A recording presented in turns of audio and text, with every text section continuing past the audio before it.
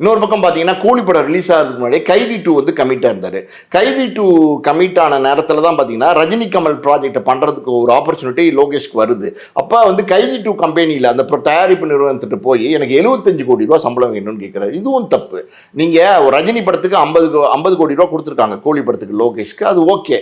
அது ரஜினி படம், அந்த வியாபாரம், அந்த பெரிய பட்ஜெட் படத்துக்கு அது ஓகே. நீங்கள் கார்த்திக் படத்துக்கும் நீங்கள் போய் 75 கோடி ரூபா சம்பளம் கேட்டிங்கன்னா கார்த்திக்ங்கிற ஒரு நல்ல நடிகர் தான், அது மாற்று கிடையாது. ஆனா கார்த்திக்குன்னு ஒரு வியாபாரம் இருக்கு. விஜய்க்கு நடக்கிற வியாபாரம், அஜித்துக்கு நடக்கிற வியாபாரம், ரஜினி கமலுக்கு நடக்கிற வியாபாரமா கார்த்திக் நடக்கும். அப்ப கார்த்திக் ஒரு வியாபாரம் இருக்கு, கார்த்திக் ஒரு பட்ஜெட் இருக்கு.